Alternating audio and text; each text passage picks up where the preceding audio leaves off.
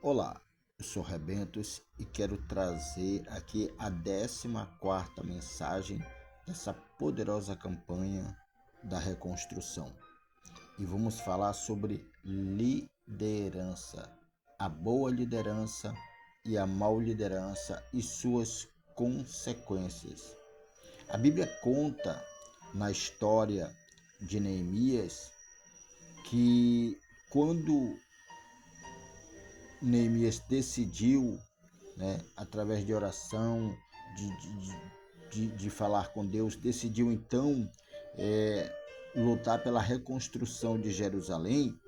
A situação era exatamente essa, que o povo estava padecendo nas mãos dos maus governantes. Há muitos anos entrava governante, saía governante, e o povo cada vez indo de mal a pior. Seus filhos se tornavam escravos, ou seja, a pessoa, quando tinha um filho e esse filho crescia, automaticamente a situação era tão ruim que o filho já nascia escravo. O povo vivia endividado. Até tomava emprestado dos que tinham para pagar impostos, para pagar tributos aos governos. Suas terras, casas e bens eram tudo confiscado pelo governo. Para e pensa, essa história é parecida, muito parecida. Há governos que tributa tanto o seu povo, que coloca tanto imposto sobre o seu povo, que em vez do povo prosperar, o povo vive endividado. O povo vive escravo. O povo vive em aperto, em agonia, a ponto de uma situação ser tão crítica, de perder casa, de perder bens, de perder tudo aquilo que lutou e construiu ao longo de sua vida.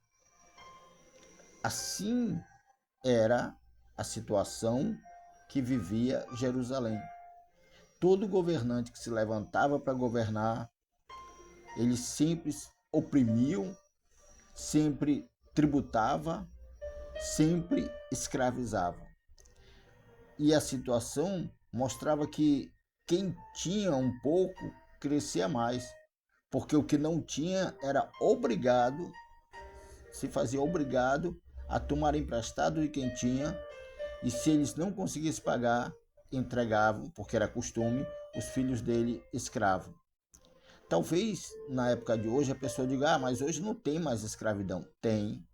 Quando seus filhos não têm a liberdade de estar nas escolas, quando seu filho, sua filha, eles precisam trabalhar para aumentar a renda dentro de casa, isso significa escravidão. Isso significa que o sistema que na época de Neemias destruía, ele continua destruindo a vida financeira, a vida familiar de muitas pessoas. E outra, dentro dessa situação, o governo ele dava migalhas para o povo. Dava migalhas. Então, todo o povo, quase todo o povo, a maioria, a massa maior, dependia e comia na mão dos governantes. E não era qualquer governante, era o mau governante. Era um governante péssimo, que se preocupava consigo e com aqueles que estavam ao seu lado. Mas quando Neemias ele decide então mudar aquela situação, ele chega em Jerusalém para mudar aquela situação, essa grande maioria, essa grande massa de gente procura Neemias e relata toda a situação real que está acontecendo. Porque uma vida próspera, ela não acontece sem antes haver um conserto. Sem um conserto, nada do que a pessoa fizer vai acontecer mudança, vai ser irrelevante ou relevante. Nada muda sem um conserto. Então o povo chega para Neemias e conta a toda aquela situação. E toda aquela situação fazia com que Jerusalém se tornasse escrava de outros povos. Isso derrubava os murais, isso derrubava as portas e deixava tudo em ruína. E aí era fácil para os povos de fora entrar, escravizar e tomar tudo o que Jerusalém tinha. Povos prosperavam, cresciam às custas de Jerusalém. Assim acontece em qualquer nação. Assim acontece em qualquer casa, em qualquer lar, em qualquer família. Que não houver um conserto verdadeiro com Deus e consigo mesmo, porque tem que haver um conserto com Deus e tem que haver um conserto consigo mesmo, para que a história e a situação ela vai mudar. Essa campanha é para abrir sua mente, seu entendimento, para que você entre nesse conserto. E aí, após Neemias saber da real situação e como o país chegou àquela situação por causa dessas atitudes, desses mal governantes, ele então vai orientar, ele vai chamar aqueles que têm condições, aqueles que estão em condições financeiras boas, ele vai orientar eles a não viver mais daquela forma ambiciosa, gananciosa, mas que eles entrem no temor do Senhor para restituir ao povo o que era deles de direito. Então, Neemias convoca os magistrados, os ricos, os poderosos da época e diz: olha, se vocês não se consertarem, se vocês não forem justos, não há como mudar essa situação. Daqui a pouco nem os pobres vocês vão ter para trabalhar para vocês. Vai acabar tudo. E aí houve então um comum acordo. Eles decidiram aceitar o conserto. E quando eles decidiram, Neemias, um homem que se tornou sábio, inspirado por Deus e um grande líder, fez eles jurarem que se não cumprissem com a palavra, todos ou cada um deles que não cumprisse, eles seriam sacudidos de sua casa, de seu trabalho, de seu cargo. Sacudido, jogado fora. E tão somente aqueles homens ouviram a voz da razão, ouviram a voz da fé, ouviram a voz de um homem inspirado por Deus. E o resultado, meu querido, o resultado, minha querida, nós vamos ver agora. Neemias agora vai se tornar governador de Jerusalém. Ele vai governar toda aquela situação que está em ruína. E durante 12 anos, Neemias governou. E durante todo o seu período que ele governou, é interessante que o seu governo de 12 anos não teve necessitado e nem o povo precisou do dinheiro do governo. Veja o que é um país próspero. Veja quando um país ele é governado por um homem que está na direção de Deus. E quando um país é governado por um homem carnal, sem Deus. A Bíblia diz que quando o homem sem Deus, que não tem a direção, que não tem o temor de Deus, ele governa, o povo padece. E padece porque a carga tributária aumenta, padece porque o mal aumenta, padece porque a miséria aumenta, padece porque doenças evoluem, padece porque eles são obrigados a manter aqueles homens maus no poder. aqueles que se instalaram no poder para sugar, sabe? Eles sugam o povo. Eles vivem bem e o povo vive mal. Faça uma pesquisa a nível global de um país, por que um país está na miséria e por que outros prosperam. Onde é que está a diferença? Observe que o país que está na miséria, ele tem muita ação social. Diz que é para ajudar. Mas que ajuda é essa que a pobreza continua se mantendo? Que ajuda é essa que a miséria continua se mantendo? Que ajuda é essa que o governo dá? Não muda a história esse tipo de ação. Neemias, quando governa, ele tem uma boa liderança. E a liderança de Neemias é justa. E o povo, durante 12 anos, prosperou abundantemente, grandiosamente. Não houve necessitado, não houve necessidade da ajuda social do governo. E quando Neemias vai chegando ao término dos seus 12 anos de boa administração, ele pede a Deus que se lembre do bem que ele fez a Jerusalém, a Judá, ao povo. E assim Neemias, ele é lembrado como um servo bom, fiel e justo. Um homem que era um simples garçom, um homem que servia a outro homem, um rei terreno, mas que servia com dedicação, servia com afinco, servia com fidelidade. Um homem que se aquebrantou quando recebeu a notícia de que seu povo estava padecendo, que seu povo estava na miséria, que a sua casa estava em ruína, porque ele considerava Jerusalém e Judá a sua casa. E era a sua casa. Assim, ele se virou para Deus, ele orou, ele buscou a presença de Deus por dias e ele pediu de Deus que lhe desse a prosperidade e lhe desse a graça. Quando Neemias ele governa porque Deus deu a prosperidade para ele. Então essa prosperidade transbordou na vida do povo.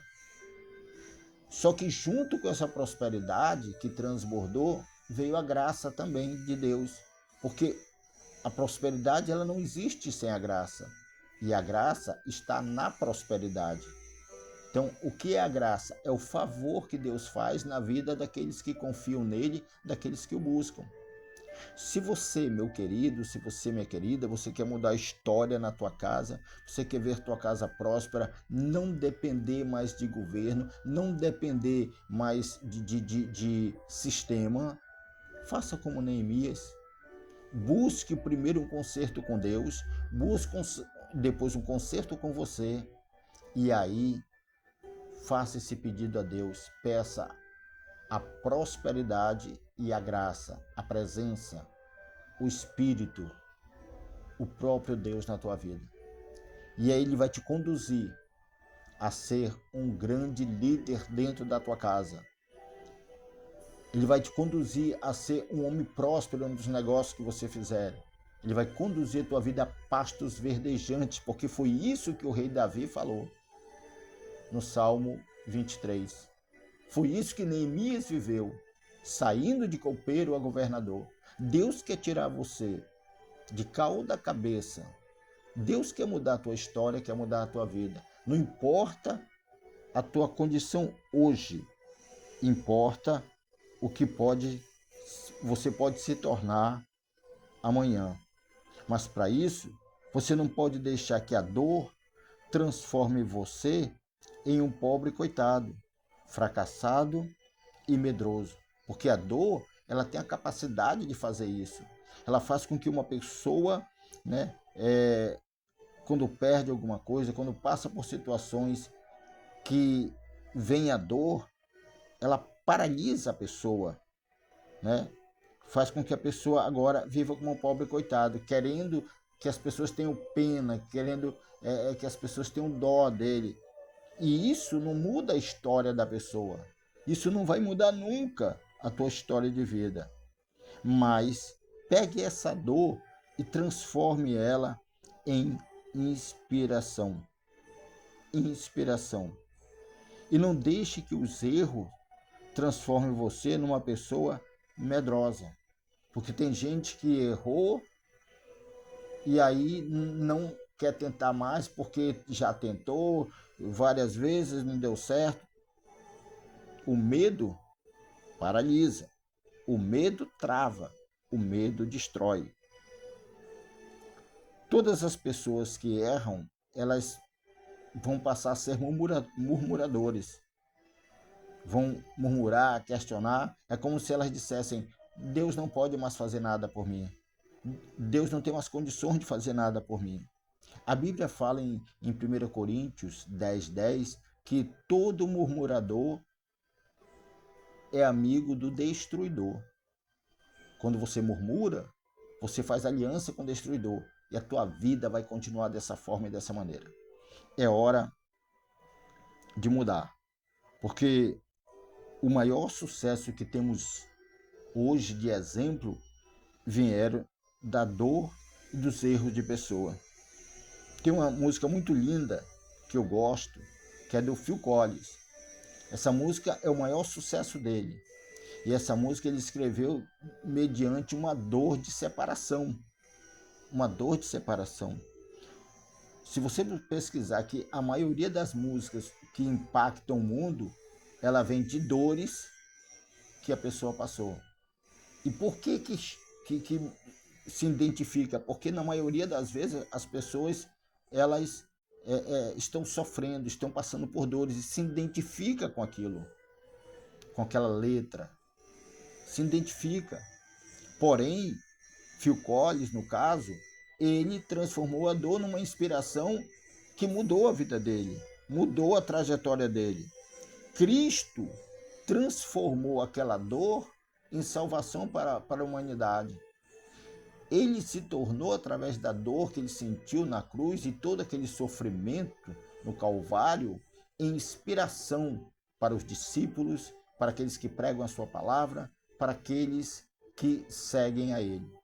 Só segue Cristo quem tem inspiração nele, quem entende que a dor que ele sentiu, que ele padeceu, que ele venceu, porque ele venceu a dor, ele venceu a morte, só entende quem passa por aquilo. E quem experimenta do poder dele, quem experimenta da graça dele, quem experimenta da bênção dele. Neemias passou pela dor. Ele tinha uma vida confortável, mas ele passou pela dor ao saber da notícia. E foi por isso que ele resolveu buscar primeiro o conserto com Deus, pedindo misericórdia para o povo, né? E assim governar e governar muito bem. Faça isso e a história da tua vida muda. Quer continuar entendendo a trajetória de Neemias para que nessa campanha sua vida mude? Se inscreva no nosso canal, deixe o seu like, tá? Escreva no comentário o seu pedido e envie para 7 pessoas, que representam os 7 Espíritos de Deus. Isaías 11, versículo 2, confira. E eu quero profetizar na tua vida. Deus Todo-Poderoso, eu profetizo, Pai, que esse homem, que essa mulher se torne um grande líder, a semelhança de Davi, a semelhança de Neemias, a semelhança de José. Esses homens governaram bem, Senhor. Esses homens foram inspirados pelo Senhor e são inspiração para aqueles que querem ter uma boa liderança. Que assim, Senhor Deus, esta mensagem possa e venha abençoar a vida desse homem, a vida dessa mulher. Abre o entendimento dela. Abre, Senhor Deus, os ouvidos para que ele e ela ouça. Abra, Senhor Deus, os olhos para que eles vejam o que o Senhor tem preparado para eles, Pai, tirando-os de cauda cabeça, em nome de Cristo. Amém. E é isso aí. Amanhã tem mais. Vem para a campanha. Em 2026, Deus quer reconstruir tua vida completamente. Fica na paz, fica na bênção. Aguardo você.